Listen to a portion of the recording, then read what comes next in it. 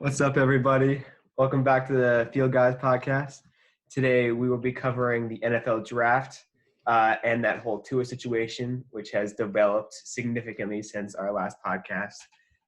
The Texans trade, the Brady interview with Stern, the huge new Christian McCaffrey deal, making him the highest paid running back in the NFL. We'll get to that more later.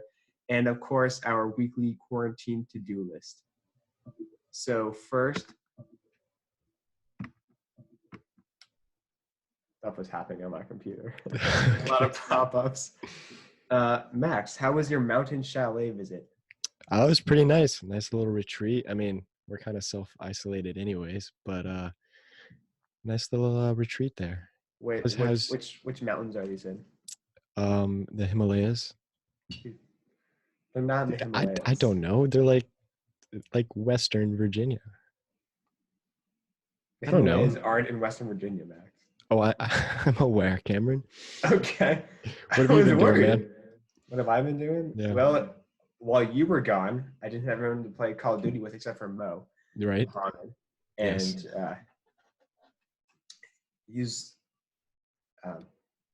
well, I guess, for lack of a better word, interesting when it's just him. Okay. I'm sure you guys did well. No, we didn't. We would kind of just play. We got Bradley Boyd to play with us. Yeah, it was fun. Well, kind of makes sense because I carry the team, you know. Carry the team, Max. Well, you guys didn't do well when I wasn't there, so I kind of figure. Well, we just played gunplay. Yeah, sure. And then Muhammad would just curse whatever weapon he got. I mean, he does that anyways. Unless it was that sniper that he likes. Yeah. But besides that, he would just get mad. Right. He's still carried though. Anyway. Okay. Back to some sports.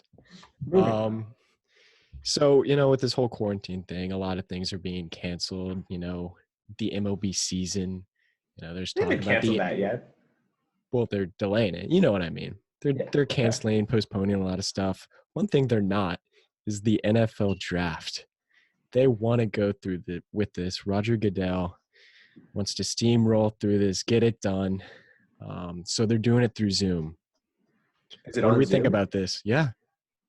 I think that's the main way they're doing it. I don't know how many different meetings they'd need to be a part of. So yeah, I was about to say, there's going to be a lot of different meetings going on. Right, because think about it. If you're the GM of a team, you obviously need to talk to your guys, your head coach, your personnel. You also need to talk to, I guess, Roger Goodell or whoever gets the picks.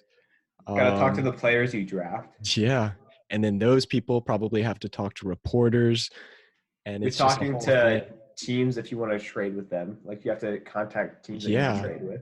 It's a whole complicated thing. And another thing that I was thinking about with these draftees, people like Joe Burrow and Tua, they're not getting a normal NFL draft. We're not getting a graduation, right? They're not getting, a draft. What do you think about that? They'll get over it. I think they've probably accepted it by this point. That's true. But one thing I heard about Zoom, there's actually been a lot of hacking, a lot of people hopping onto different random meetings. And the fear is that could potentially happen with this draft. Some random guy from, I don't know, California, this 13-year-old kid has nothing better to do, hops on the phone with Ron Rivera. I mean, it's possible. That would be awesome. That's even more of a reason to go through this draft. Yeah, I'm excited because it has the potential to be a complete disaster. Yeah, that's a good reason to be excited. I mean, I think it's good that it's happening. I think that's exactly what the world needs right now. Yeah, I think the world kind of needs it, but a lot of GMs and scouts are kind of wary about doing it because they haven't really gotten the opportunity to talk with a lot of the players and really scout them. So I can understand why, they might not want it to happen right away. But I don't understand why that's because if that's an issue for you, you shouldn't be drafting them. Because you have, for Tua, for example, recently, and we'll get into this later, but a lot of people have been pulling back on Tua because they're realizing, hey, we haven't been able to work this guy out. Hey, we haven't been able to see this guy up close recently. But you have 2 years of tape of him at Alabama. You have like all these other workouts that he's done online that he sent videos of. Like like people said that the Johnny Manziel pro day and like his workout with the team was perfect, like the best they'd ever seen from a quarterback. They said the same things about Jamarcus Russell. You know who they said had a bad pro day? Teddy Bridgewater, who is now like a staple quarterback, hopefully. Staple. I don't know about that. But he's good though. Like he's a good quarterback. It's better than Johnny Manziel. Right, and better than Jamarcus Russell. So if you can't make your decision with 2 years of film and these videos and you think a pro day or a workout is going to change that, you shouldn't be drafting these people, and you're not doing your job as a scout. Yeah, and I guess the one thing that I'd want as a GM is that interview with the player to make sure he's that guy, that he's got the right attitude. But I think they can sort of do that over Zoom. So maybe that's not an issue. I saw a video of like Jerry Jones talking to Jalen Hurts. Yeah. You see that? But yeah, this kind of has the potential to go haywire. Like, what if a team has slow internet? Like, if they get, like 8 minutes to make a pick? What if, like, a team just... I hope this entire draft just falls apart. It'd be hilarious. It'd be hilarious. Like, what's the broadcast going to look like? Because, I mean, we saw, like, the whole horse thing on ESPN. That was well run. Who's that? Whose internet was just Trae Young? He just had, like, disgusting internet. Yeah. I think it would just be like that 2K tournament, though. Okay. It just have, like, people's faces and then, like, Roger Goodell in the middle. Yeah. Either way, it won't be as glamorous. Sure. Yeah. But in other NFL news, Bill O'Brien, I think it was in a tweet, he was talking about why the Texans traded DeAndre Hopkins. Yeah. And this is a quote. He had 3 years left on his deal and he wanted a raise, and we couldn't go that direction. We felt like we had an excellent deal from Arizona. But isn't he under contract? So he doesn't he doesn't need a raise. I think it's just Bill O'Brien trying to cover up an awful decision. It's an awful trade. Oh, okay. It's a bad trade, buddy. I mean, I can't see a situation in which Bill O'Brien and DeAndre Hopkins have a good relationship. Right. You don't just trade away a player for nothing if, you're on good terms. Right. But if there were problems internally, trading him makes sense. Like trading him in the vacuum of we need to get this player out of our organization, that makes sense. Trading him for David Johnson, that's bad. Like no one knew they had problems. It's not like the Texans started off their trading on low ground. Like he was putting it out there saying to the Cardinals, he should have been at least saying like, if you want him, I'm going to need like really something special. Because you don't just give away DeAndre Hopkins for that unless like there's something that we don't know. Yeah. But I can't imagine what that would be. Like it's not like he just has like 2 missing kneecaps and no one knows about it. Yeah. It's just bad negotiating. Yeah. And then the fact that they tried to replace him with Randall Cobb and Brandon Cooks. Yeah. It doesn't make any sense. Because well, first of all, Brandon Cooks, I think he's a really talented player.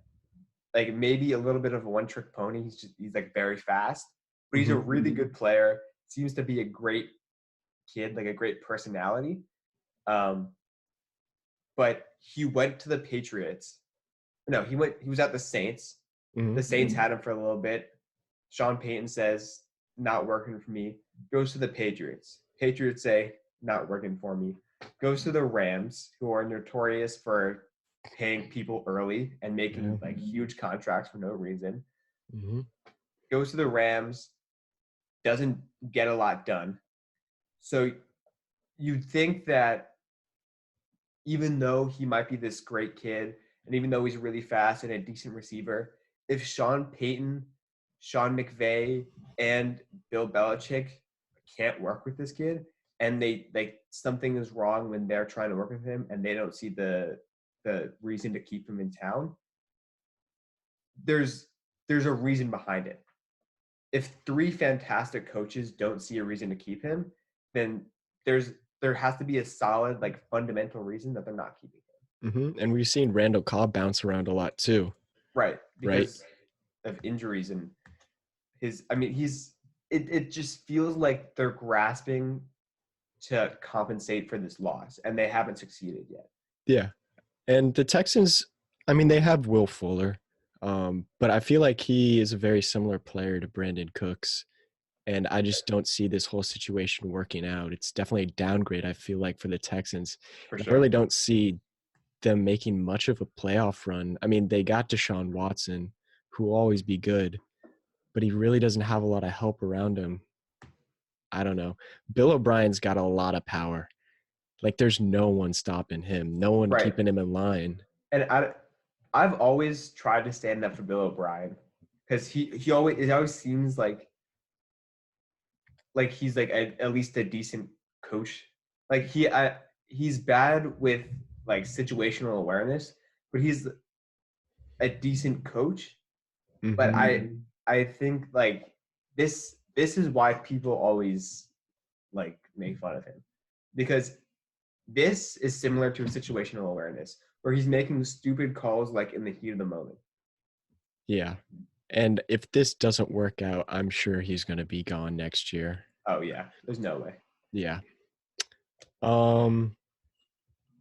So moving right along, with this whole situation, if it doesn't get better by the time the NFL gets back, I mean, there's a chance that they end up playing games without fans. And imagine that, an empty stadium. How would that be like? What are you thinking? Well, I don't know how NFL games without fans would work. Mm-hmm. Just because at that, like, where's the revenue coming from? Where are sponsors? Like, they're going to lose sponsors if they don't have any fans. They're going to lose like TV deals if they don't have any fans. So I'm just wondering where revenue comes from by that point. And also where they like, and if they're not getting revenue, how are they paying for this? Was it worse than not playing at all? I'm sure they have to pay players and whatnot. Maybe. Right? Well, I just think if they play, they're going to play with fans. I don't think they'd go into the season and play without, because like the Orioles, when the Orioles played, that was like a one-off incident, right? That wasn't because of something happening nation. That was like riots in the city that made it dangerous for that game. But it wasn't like this. It was a long time coming. That was kind of a one and done thing, and it was weird, but it wasn't like that affected the rest of the season. Well, I know China right now is playing baseball games. I saw a video in an empty stadium. I know the MLB is sort of talking about playing games down in Arizona. I don't know if that'll end up working out.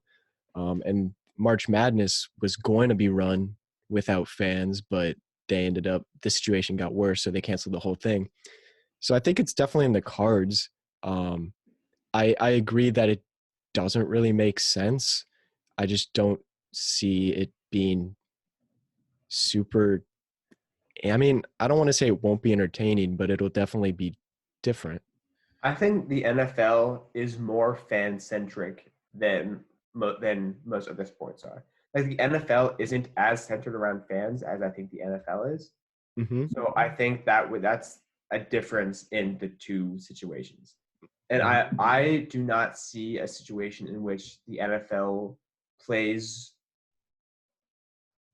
the regular season without fans.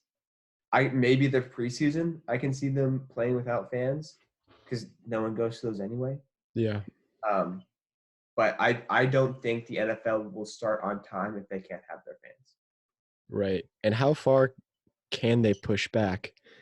I mean, with something like baseball, you can't really push it back with, the cold and winter. But with something like football, you do have the ability to push it back a few weeks if you know that the situation is still going to be sort of bad. But yeah, like if someone scores a touchdown, are we going to see touchdown celebrations? Like, how awkward would that be? It'd be awesome.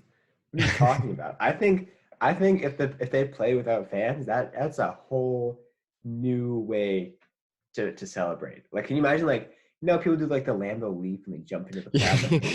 Jump So in the what crowd if you with no one. what if you just jump the the wall, get into the stands, like just go up and down the stairs? You could like, yeah, sure. Yeah, that's what I would do. I'm sure you would, Cameron. I mean, you watched a lot of Ultimate Frisbee. Is there a lot of fans? No. For those games? Well, it depends actually. So New York has the New York Empire. Mm-hmm. They're a really, really good team. So a lot of people go out to those, especially if they're playing like the DC Breeze, the Toronto Rush. Right, the big teams. Yeah. The big teams. So like those bigger teams have pretty decent attendance. Mm-hmm. But for like Detroit or like those, like Detroit didn't have a win last year. Yikes. And like a lot of those lower level teams don't really have too much fan turnout. Yeah. Well, they get excited. They do get excited. Yeah. I mean, there isn't too much celebrating. Like there aren't really goal celebrations in Frisbee though. So that's true. Yeah. So we're seeing moving on with Monday Night Football, a lot of uncertainty. Like with ESPN, obviously Jason Witten left to go play for the Cowboys, and now the Raiders. John Gruden left to go to the Raiders. Mm-hmm. Last year they got a lot of heat for Booger. A lot of memes came out of him. It was so weird. It was rough with him. For whatever reason, I think my dad always made fun of him because of his really poor breakdown of plays. Like he would just kind of say stuff that was inherently obvious and not actually give insight into the play.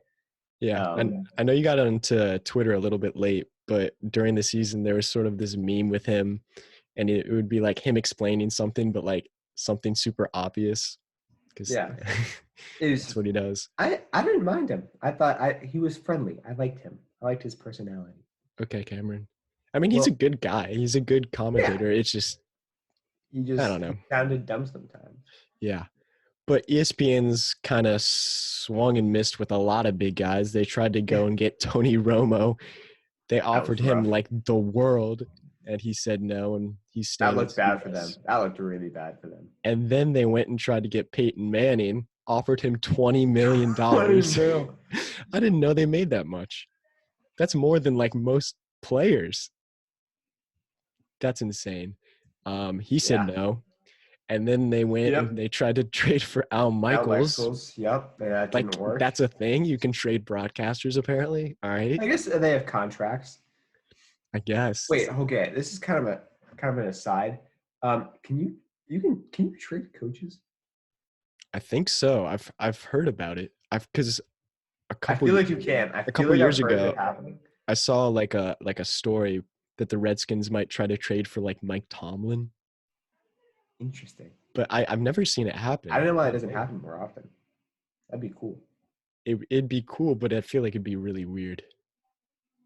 I don't know. Trade Bill Belichick for Sean McVay. No. Or Keith Dale. Yeah. So yeah, they tried and failed to trade for Al Michaels. And then they went and tried to get Drew Brees. And then he signed with NBC the Saints. Oh, well NBC he signed with the Saints, and then he's like, Saints. Yeah, I think I prefer NBC. So after his career. NBC. And like, we don't even know if Drew Brees is good at commentating. Like, he has to be. I mean, Drew Brees is good at everything he does, but like, we don't know. And they're already offering him this contract. We're pretty sure he's good, though. I mean, yeah, that's probably true. But ESPN's having some big problems, and I think their end goal is probably to get a Super Bowl. But if you don't got good commentators, it's not going to happen. And I saw they're sort of trying to get Curb Herbstreit and Chris Fowler, who do the college football. Right. And I know they weren't into that idea. Yeah, I heard they stay with NCAA. They definitely want to do college football, and they're sort of like weighing the options of whether they want to do both. But if they do both, that schedule would be I wonder if awful. Monday Night Football would make them more money. I'm sure it would. If they do both. Oh, they do both. Yeah, they're not giving up college football. They've said that. Who's that? Oh, what's it? He does like every sports event ever. Like he does NFL and NCAA, and I forget his name. He's really exciting, really like very excited personality. Yeah. And I don't very know. like distinct voice. Gus Johnson, dude. If he went to ESPN and he like did their Monday Night Football, I'd watch every game. Yeah. I mean, I do already, but I'd be really into that. Has Stephen A. Smith ever done color broadcasts? I would. I'm not watching Stephen A. Smith do color commenting. Yeah, I feel like it'd be too much, but it definitely gets some attention.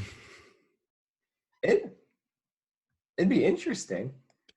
For sure. I think people with like predetermined biases like mine would just tune out immediately without giving him a chance. Yeah.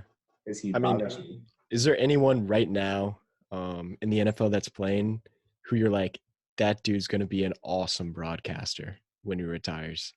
I think Luke Kuechly would be a commentator. Luke Kuechly. That's an interesting one. I think he would. Yeah.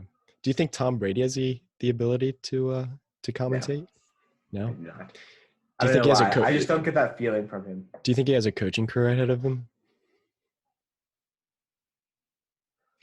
I don't. Yeah. I don't think he can give up football. I think he's too invested. Yeah. I don't know.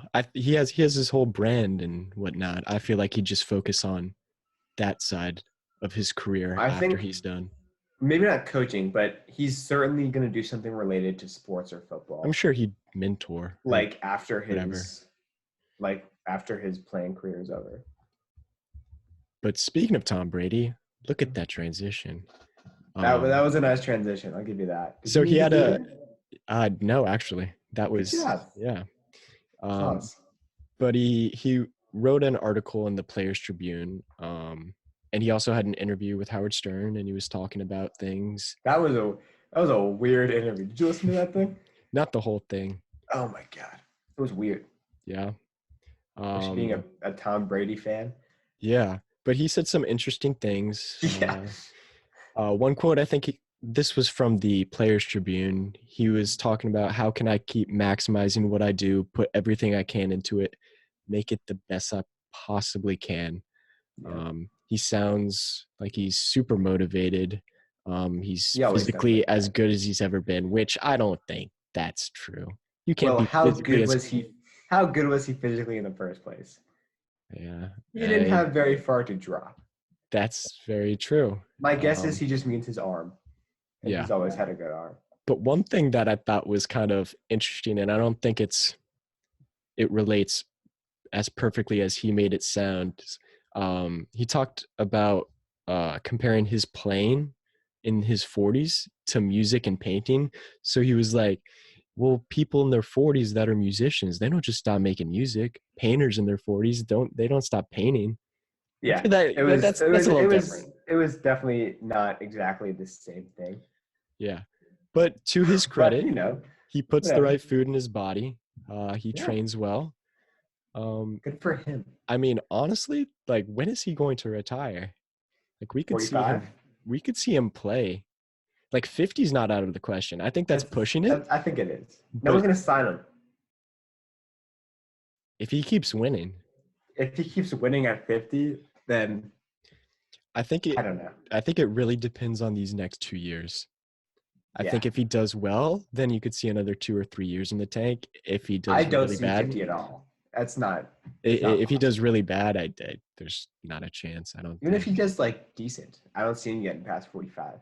Yeah, I don't know. Because I think the Bucks are bringing in a rookie QB in the next probably.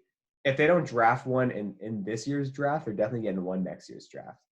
just to sit behind Brady for a year or two. I think probably next year's the year for them to go out and get someone. Yeah.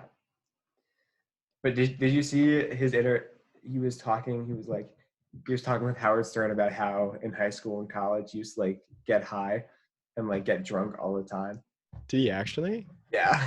Oh my gosh. That's so funny. Dude, he's a legend. He is a legend. He is said, the GOAT. This is separate from the whole getting high and thing. Right. But he said that he knew that he was done with New England probably around the beginning of this past season.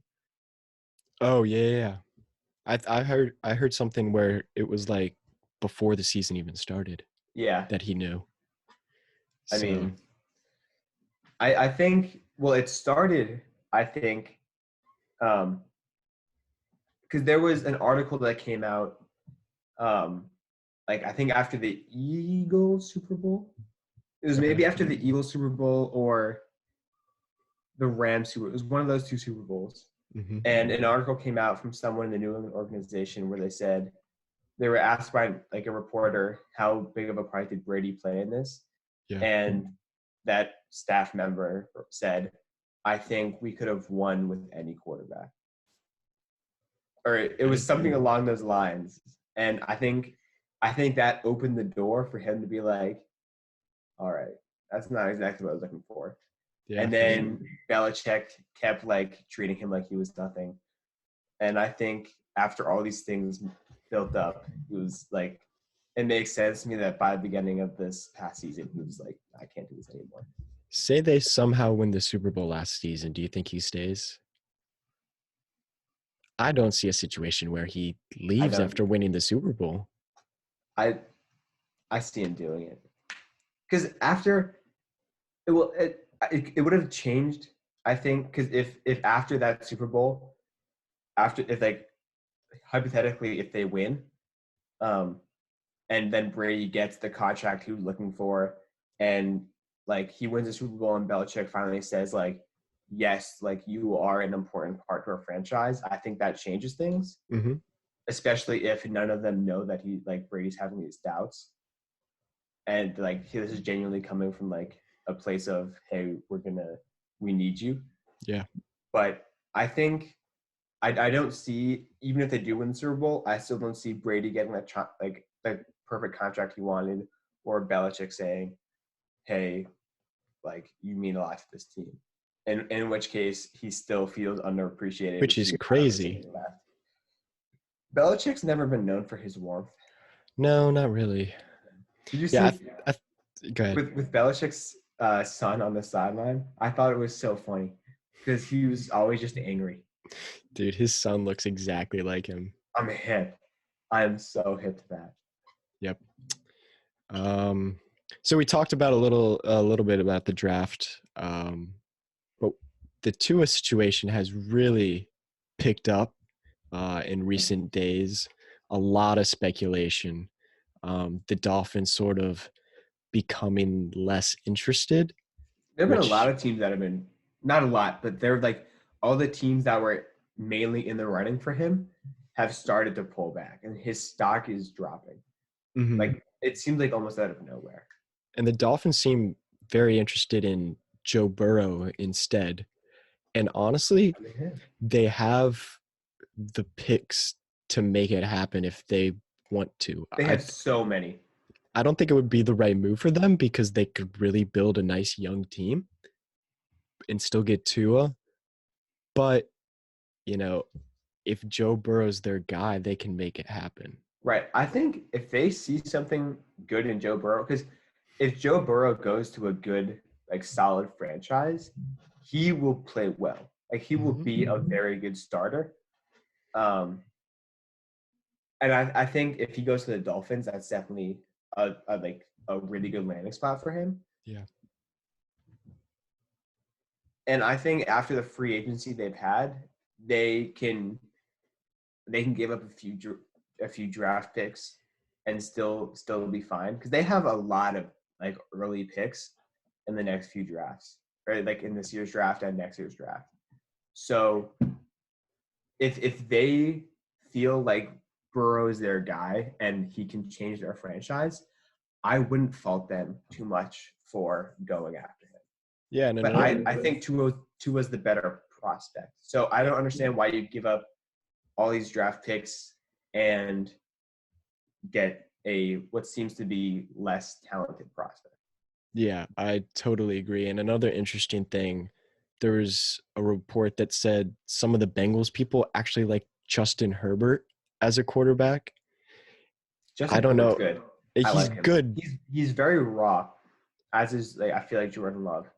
And I'm a little biased because I only saw like one of his games, and it was probably his worst game. I think it was against Arizona State, but he threw like 2 interceptions in like 10 minutes. And it was just That's like, bad. I was like, this guy's a first rounder. Yeah, I'm sure he's a lot better than that. probably. But if you're comparing like Joe Burrow to Justin Herbert and who you want to be your guy, I mean, Burrow's coming off, the best season in college football history. But I mean, if you're the Bengals, their fans would be so mad. Yeah. I mean, they've been through so much. But if you're the Bengals and you like Justin Herbert and the Dolphins are offering you the world, they might take it. Selfishly, as a non-Bengals fan, I'd rather see Burrow go to a solid landing spot than Justin Herbert. No offense, Justin Herbert. I think Burrow would have a better career. So if it's like one or the other, I'd rather see Burrow do well.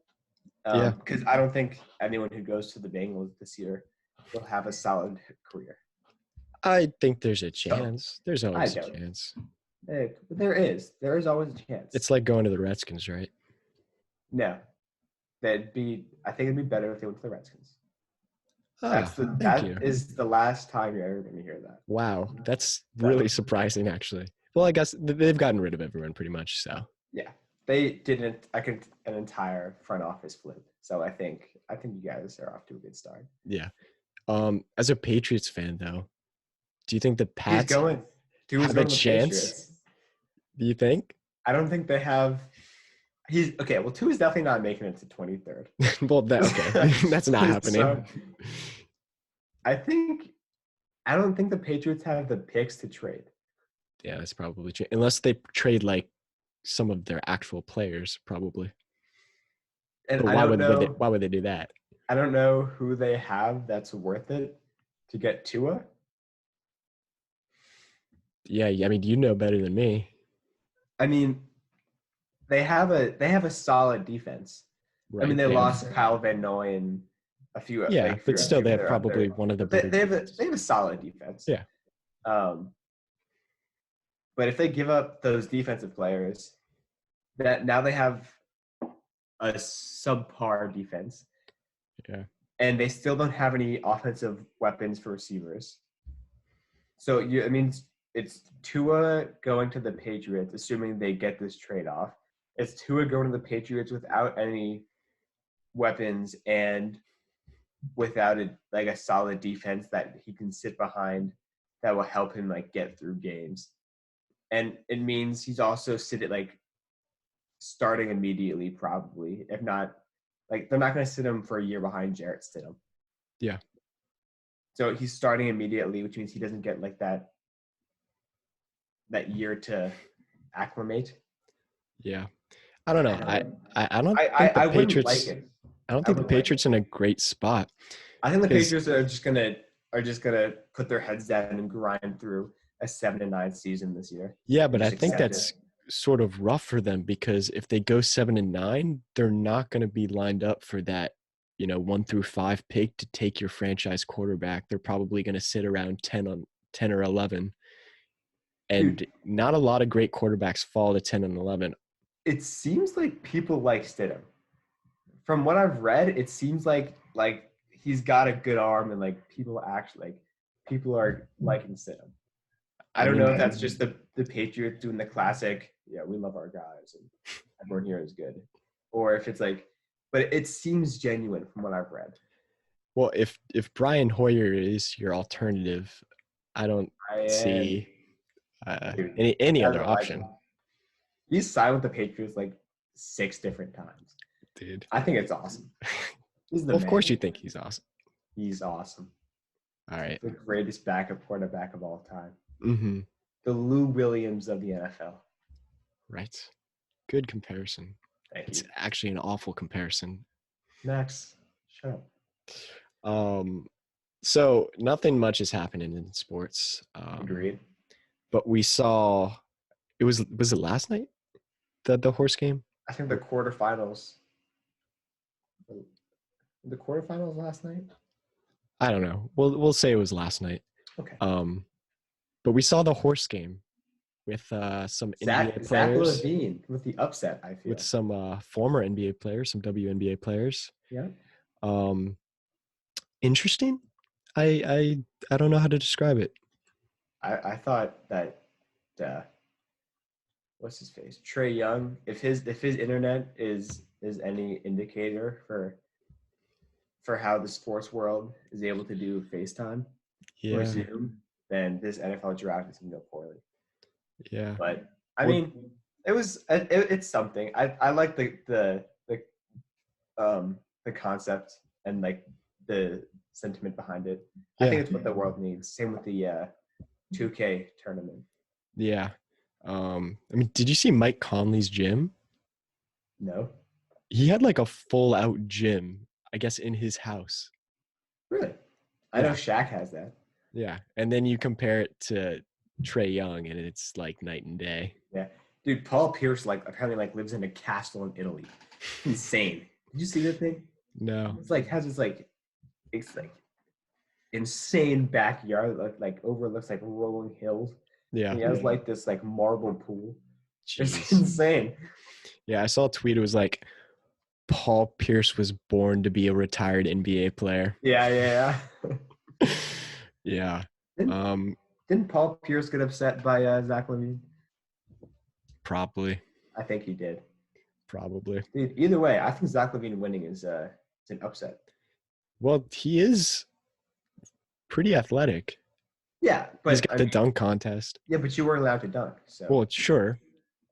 So I always figured he was a bit of a one-trick pony, but he was hitting some pretty deep shots. Yeah, I mean, who would be the favorite there? Chris Paul? Well, I just figured Trae Young would pull out some insane shots. That's true. But they were missing a lot of shots too. Like if you go to an NBA game, even in warm-ups, they're hitting everything. Yeah, well, they probably hadn't, actually Well, that's what I'm saying. Shot and stayed on their really intense schedule for a while. Yeah. Well, after watching this, is the NBA season ever going to happen? I hope not. Because even after watching that, if things get better, scary. They're gonna have a couple weeks where they're like, dude, you got to start making some shots. I can't wait for the NBA finals to end game 7 to end 30-25. Yeah, 58-60. Oof, that'd be rough. That'd be awesome. Yeah. Well, we saw some big football news today. It was pretty good timing for this. It was podcast. Great timing because we were trying to finish up our topics for the day. Right. And we got this ESPN notification. Christian McCaffrey to become highest paid running back in NFL history. Signs a 4-year extension, $16 million per year. The dude earned it. Yeah, he did. He's so good. Yeah. He's I was watching a highlight reel of him. He's he has more receiving yards and receptions than most of the receivers in the league, while also having an insane amount of yards from scrimmage handoffs. Yeah. Dude, I had him on my fantasy team last year. He was a cheat code. Oh my gosh. It was 30 points at least a week. He's probably the most dynamic player in this league. For sure. And I think he will go down, if he keeps this up, he will go down as one of the best running backs in NFL history. I think so. He's so good. I mean, he's got to be, by the end of his career, up there in total scrimmage yards ever. Right. Usually in the NBA and the MLB, you can see one player really change a franchise, and one player can especially in the NBA, one player can really carry a team. Like you saw that with LeBron James on the Cavs in that last year that he was with them. But you rarely ever see that in the NFL. Like usually you need, if your team is really bad, you need at least like 7 or 8 guys coming in to really change it. Christian McCaffrey is one of the very rare instances in which I've ever seen one player, carry an entire NFL team. And he did. Well, he's insane. He carried them, but I mean the Panthers didn't do great. No, but I think without Christian McCaffrey, the Panthers go like 3-13. Well, there's that, yeah. I could see that. I mean, you mentioned baseball as something where a player can carry. I don't really see that because but he can change a franchise. Right. But you mentioned in like the NBA and MLB how one player can change that. I don't see that. I mean, have you watched Mike Trout's career at all? I don't watch a lot of Angels games. I know Mike Trout's really good. The dude's the best player in the league. They've made the playoffs once in his whole career. Well, Mike Trout since like 2012. Right, but it's not just about being really good. There's a certain leadership to it also. Mike Trout he's a huge leader. What are you talking about? I don't watch Mike Trout. I don't know that. Well, you should start watching. What about Mike Trout makes him a leader? Have you ever just seen his interviews, or he's just a stand-up dude? That's different from being a leader, though. Okay. I mean, if you want to talk about leaders on the Angels, you got Albert Pujols. He's a leader. He's a leader. And that doesn't carry them. No. But I'm excited for the Angels. They got Tony. But okay, but think about it like this. How bad would the Angels be without Mike Trout? Awful. Right. So he's carrying them, maybe not to the playoffs, but he's not like, at least they're not like in complete desolation. Well, there's a whole stat for that, Cameron. Wins above replacement. Mike Trout's probably like, he adds about like 9 wins. No, he doesn't. Yeah. There's a whole staff for that. Wins above replacement. No, I know. I'm saying, what do you think? I know it's a WAR. I know that. What do you think Mike Trout's WAR is? You want me to check? Yeah, I can check. Okay, check it. Do it, dude. Bro, do it. What were you thinking? What was your prediction? I thought it'd be. I mean, I don't know what I don't know like what a baseline is. Like I don't know what a good. Like what's the average WAR of the MLB? The average WAR. Yeah. Well, you'd think it'd be like 0, right, for an average player. Okay. You could have. Oh yeah. Can you? Like if you're off the team, they do better. If you're, That's so sad. Like if you hit like, imagine having a negative WAR. If you hit like $150, like Chris Davis, I mean, he's gonna have a negative WAR. Wasn't he good though? Yeah, he had like 50 home runs a year, and then he signed a big deal, and then went haywire.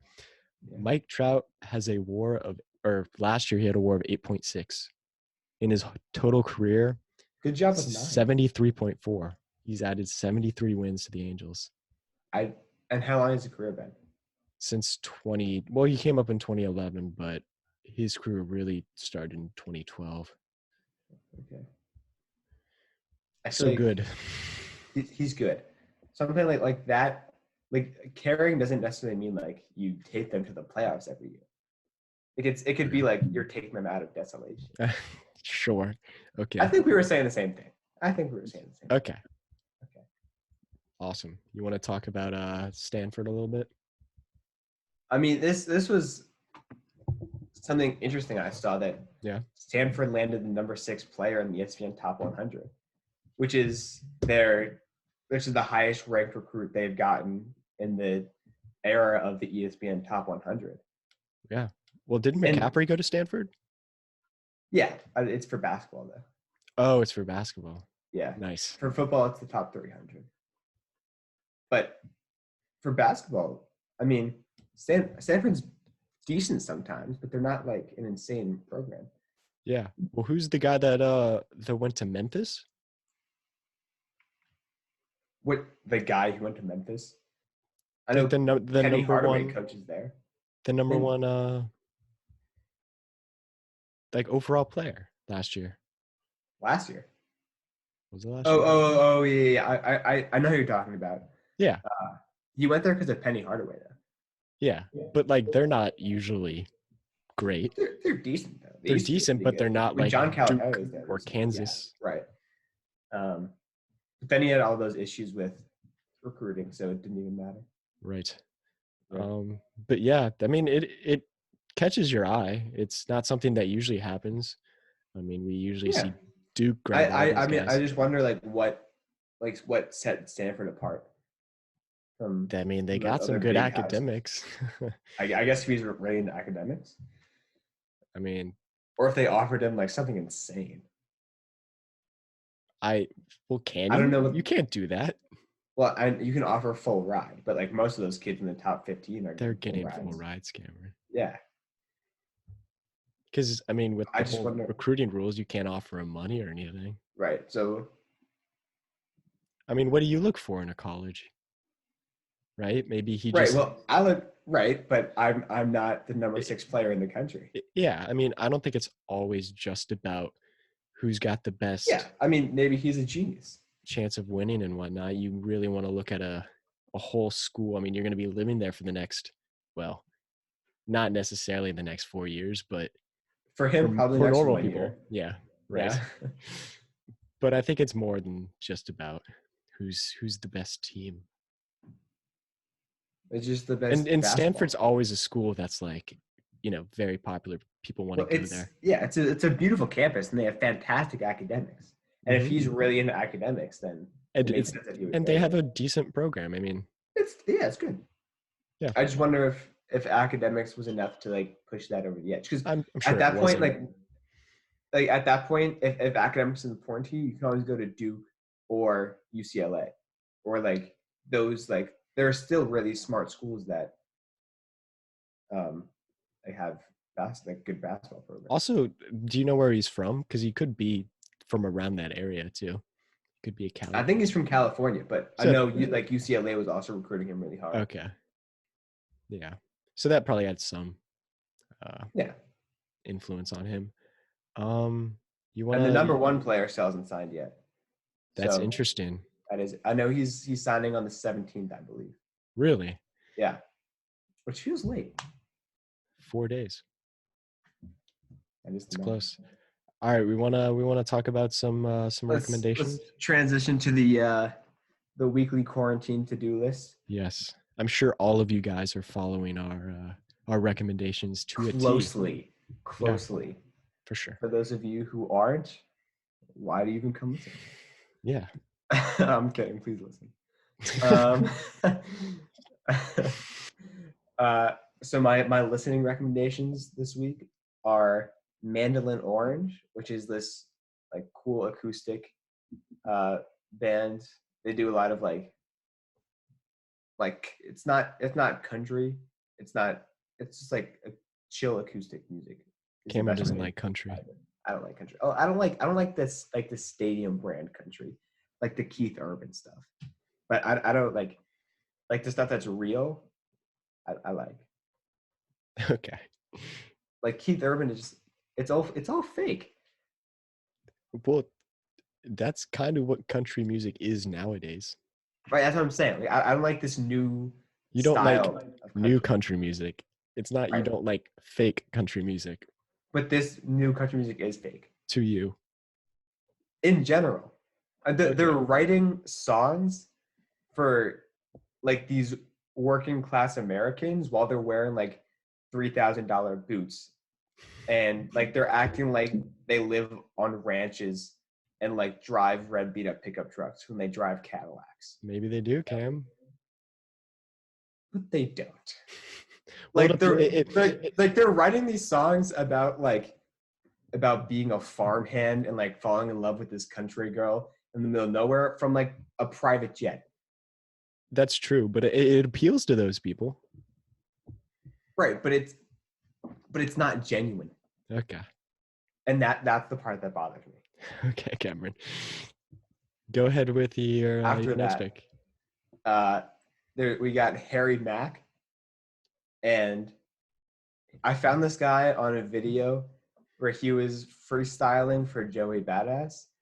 and it was on like 106 FM, that hip hop radio station. And he started off and he was just freestyling, and Joey Badass would like throw words at him, and he would have these, just like use those words to make bars.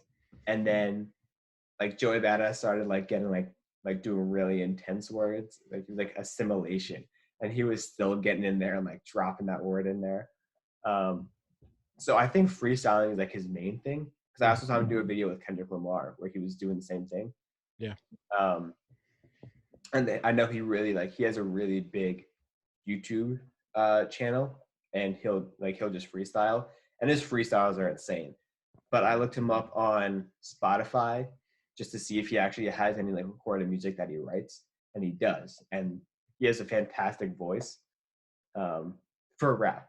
I don't know, I've never heard him sing, so I don't know if he has a good singing voice. But I love him. He's very intellectual. Like, he's obviously a very smart person, and that is reflected in his music.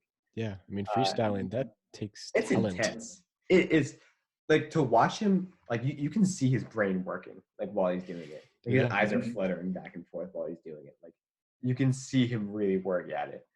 And he it's, like, impressive rhymes, too. Like, he'll, like, it's not just, like, him going at this speed and, like, staying slow. Like, he'll, like, switch the flow and get fast and then get slow and then, like, have drawn-out words. And it's cool. Sure. And then Jimmy Tense is my last recommendation. He is this relatively underground rapper as well. It's just a very catchy rapper. He has a song "Landslide" that I could listen to for hours on end. But he has a lot of other fantastic songs like "Should Have Called" or 500 Days Off. Just a good artist. Nice. I have a couple. My first one's All Black. He's a rapper. He's a good rapper. He's got good beats. I don't have much to say about him. I just really like him. A couple of good songs. My favorites are Change the Gloves and Roscow's Chicken and Waffles. Sure. Great name right there, by the way. It's creative. And then my second pick, someone to lift your spirits during this tough time. Everyone loves Taylor Swift. She's fine. Cameron loves Taylor Swift. She's fine. She's fine. But that's my second recommendation, to sort of lift your spirits during this tough time. For our viewing recommendations, I've got Catch Me If You Can, which is that it's has Leonardo DiCaprio. Tom It Hanks. has Tom Hanks. His dad is Christopher Walken. Leonardo DiCaprio's dad is Christopher Walken. Yeah. Good cast. Oh, it has. Oh, what's her name? That girl from the Muppets movie. How'd you get that reference? You recognize her if you saw her. She's like really, really young. I'm sure I would. Probably not from the Muppets movie. Well, that's where I know. Have you never seen the Muppets movie, Max? I'm sure I have, but not recently. All right, I'm adding this to my list now. Okay. Go watch the Muppets movie. Isn't there that one song that you really enjoy from that movie? Am I a man or a Muppet? I know the words to that song by heart. I have for years. Yeah. I like to.